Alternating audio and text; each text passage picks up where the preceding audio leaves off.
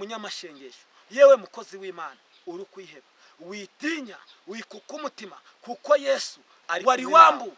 Ariko uyu munsi genda utahe wikoreye, uhure n'imbaraga z'Imana, uhure no gukomera kw'Imana, uhure aleluya. Ariko bya bindi byari byanze, Imana y'amahoro ifite igisubizo. Abashuhuje mu izina rya Yesu, Imana ibaha umugisha, Imana ibambika imbaraga.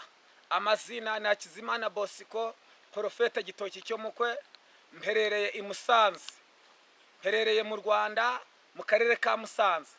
Imana ibaha umugisha, Imana ibambika imbaraga, Imana ibakomereza amaboko mu izina rya Yesu. Nshatse kukubwira ngo nubwo umaze igihe kirekire baragutemye, nubwo umaze igihe kirekire baragukokoye, ariko ijambo ryongeye kukugarukaho rivugana nawe ngo nubwo bagukokoye ugiye kongera gushibuka, nubwo bagukokoye ugiye kongera gushibuka.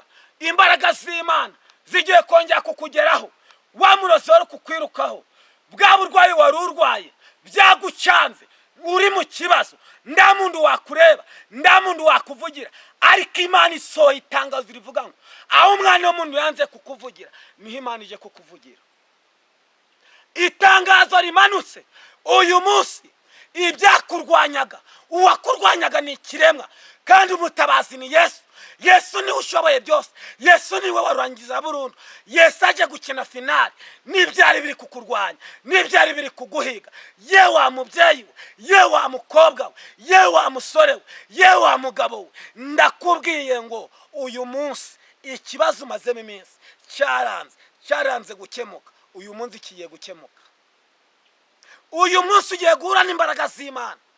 Uyu munsi icyitwa uburwayi ku buzima bwawe, Imana ije kubukuraho, Imana ize kugukarabya.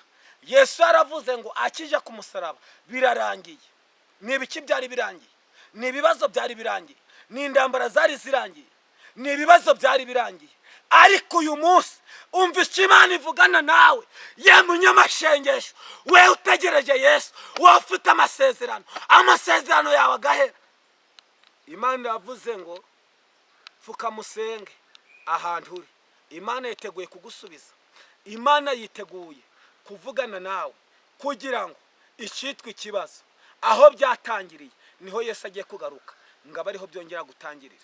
Hahandi byaye byagucangiye, Imana igiye kubicangura. Ndi mu mwuka w'Imana, icyo Imana ivugana nawe. I Musanze habereye igitangaza, nawe igitangaza kigiye kumanuka ku buzima bwawe. Waba uri i Kigali, waba uri mu Burundi, waba uri Tanzania, waba uri muri Amerika, hose umva icyo Imana ivugana nawe. Imana iravuze ngo cya bugufi munyamashengesho, Imana ikugirire neza. Ndakura Imana itakura umuntu, nta kibazo Imana itakemura, Imana ije kugikemura. Imana ije gukemura icyitwa ikibazo ku buzima bwawe. Bya bindi bye byagucanze, bya bindi wabonaga nta nzira, Imana ije kuguha inzira, Imana ije kuguha ubusobanuro uhereye umunsi. Oya wikangwa n'ikibazo gihari, wikangwa n'ibiracitse, ntago bye byacika. Yesu nagakwakangwa ngo biracitse. Ayiwe, Imana igarutse kukurengera, Imana igarutse kugutabara. Buri kibazo cyose, mu ndambara urimo, mu bibazo urimo, uyu munsi wa none Yesu yiteguye kukurengera, Yesu yiteguye kugutabara. Tugiye gusoma ijambo ry'Imana riboneka muri Yobu. Tugiye gusoma ijambo ry'Imana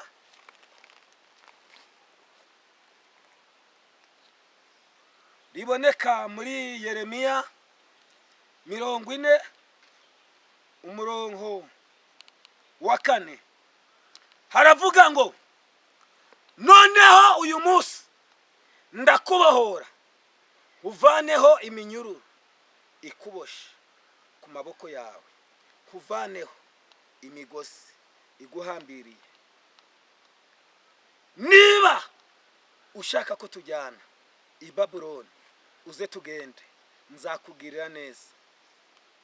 Niba udashaka, urorere.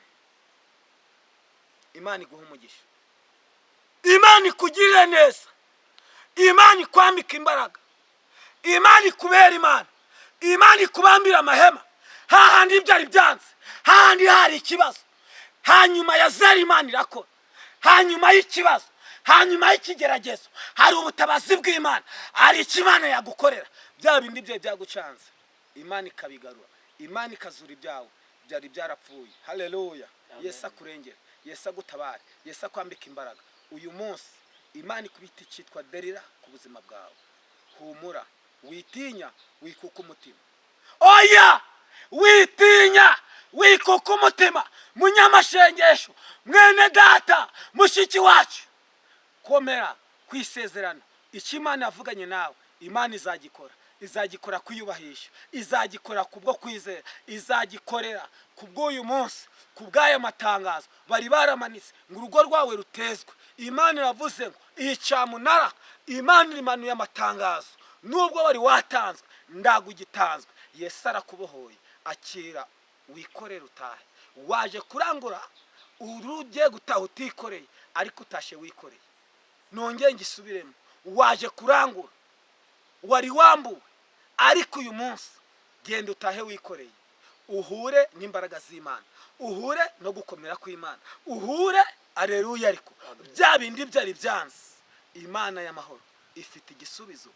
Icyo utabasha kwisubiza, Imana ije kuvugana nawe ngo yewe munyamashengesho, yewe mukozi w'Imana, uri kwiheba, witinya, wikuka umutima, kuko Yesu ari kumwe nawe. Ku irembo ry'Isamariya niho hari ikirema kimaze imyaka n'imyaniko byaranze, ariko Petero ahanyuze aravuga ngo ifeza n'izahabu ntabyo dufite, ariko icyo dufite turakiguha mu izina rya Yesu. Ako kanya akimara kumva iryo jambo aravuga ngo ndahagurutse mu izina rya Yesu. Ahita ahaguruka. Nawe haguruka. Nta feza n'izahabu dufite turaguha, ariko icyo dufite turakiguhaye mu izina rya Yesu. Icyo dufite turakiguhaye. Haguruka ugende, kuko Imana iragukijije. Haguruka ugende uve mu buriri uryamyemo. Haguruka ugende mu bitaro urimo.